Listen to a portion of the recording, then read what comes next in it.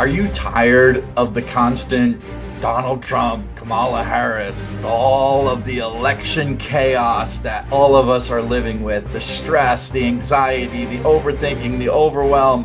When will it stop? Are you worried about the election outcome and that it's going to destroy your life and all the things that you love? You find yourself getting sucked into the noise and getting worked up over all of the what ifs? If so, it's time for you to start creating calm for yourself. Hi there, my name is Jason. I'm an executive coach. I work with leaders and other humans and helping them lead and live from the inside out. And I've got a couple thoughts that I think are going to be helpful for you this election season. First, let's talk about why it is that we're all struggling. Number one, we hate uncertainty. And what our brain does when we're faced with uncertainty is we begin to think about the worst possible outcomes. It's called catastrophizing, and it can be devastating to our inner and emotional health. We don't like uncertainty, and we want it to go away. So we think if this will just happen, or if that will just happen, everything will be fine and I'll be calm. But it's not true. And just because your brain thinks about the worst possible outcome in that extreme situation, it's not going to actually bring the calm that you want. Second reason I think we're struggling is because we give too much power to the president.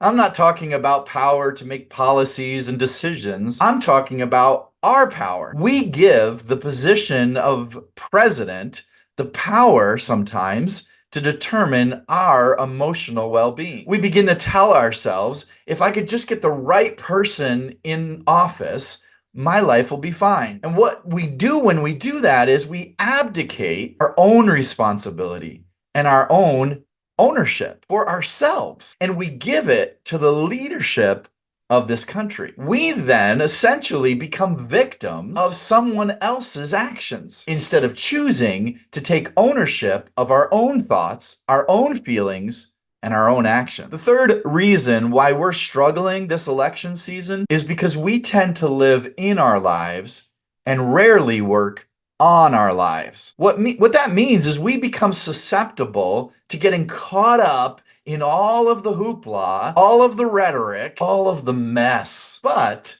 by choosing to take time to build intentional strength and strategic responses, we get off of the emotional roller coaster that this season often causes us. You see, calm is not something we will find from our leaders. Calm is not something we're going to find from our money. Calm is not something we're going to find from our jobs. Calm is something we create. So how do we do it? Let me offer you 5 thoughts that could be the game changer that you need this election season. Number 1, choose to take ownership. You and I are 100% responsible for everything we think, everything we feel, and everything we do. So decide today that you're not going to give away your responsibility, that responsibility, to anyone. And you're going to choose to take back that responsibility and to own your feelings. Number 2, evaluate what you're feeling. Evaluate what you're feeling. Put some words around the emotions that you're experiencing right now and get curious. Don't get judgmental about the feelings that you have, but just get curious. I wonder why I'm feeling this. I wonder why I'm feeling that. Just get in touch with what's actually happening inside of you. This level of self-awareness is extremely lacking in our culture today. Number 3, find the fear. Anxiety and stress is fear that is dysfunctioning. Your brain is telling your body that you are teetering on the edge of a cliff. And if this turns out differently than you hope, you will die. Now, obviously, that's a lie. Your life is not going to radically change because Donald Trump gets elected or Kamala Harris gets elected. But see, your brain doesn't realize that because your brain is dysfunctioning. And it's dysfunctioning as a way to protect itself. Your brain is set on your survival. And because You have gotten so worked up over this election cycle, your brain has begun to tell yourself that you won't survive if this certain outcome happens. And so you need to begin looking for, what am I actually afraid of? Start looking for the fear. And then you want to daisy chain that fear. What I mean by that is you begin to say, well, what if that fear comes true? Then what? Okay. And then what? Okay. And then what? You want to keep following the chain to see what it is that you're really afraid of. Find your source fear. Number 4, challenge the fear. Challenge the fear. What you're going to now need to do is interrogate that fear. Throw it in the room, sit it down, and say, all right, fear, what is it that you are really saying here? And are there exceptions to that fear? Are there times and maybe other points in your life where that fear, that source fear, actually didn't come true?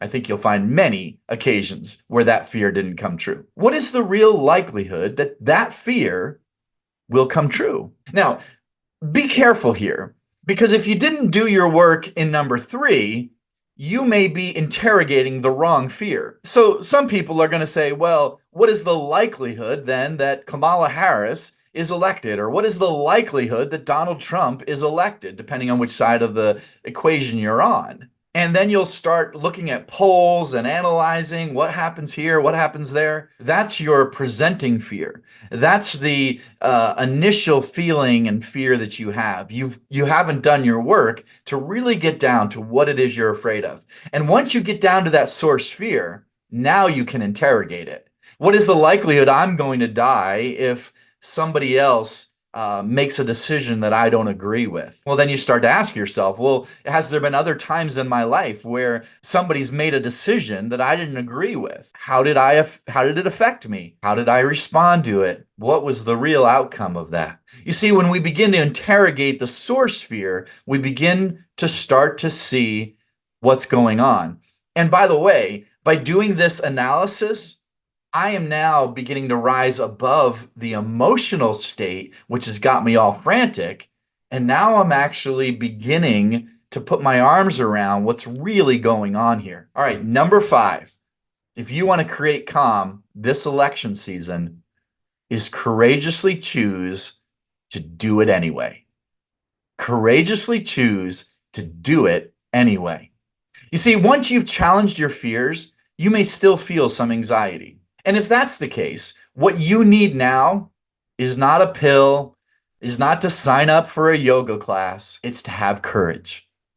The courage to say, even if that fear comes true, my life and my peace are worth more than this. Did you hear what I said? Your life, your worth, and your peace is worth more than this. So I will courageously choose to live my life, to focus on what matters most, to focus on what I can control, and to engage in meaningful work and meaningful relationships. Even though I'm anxious, even though I'm scared, even though I'm nervous, even though I'm what if, I'm going to do it anyway. I'm going to invest in what matters most, the people around me, and the work I get to do.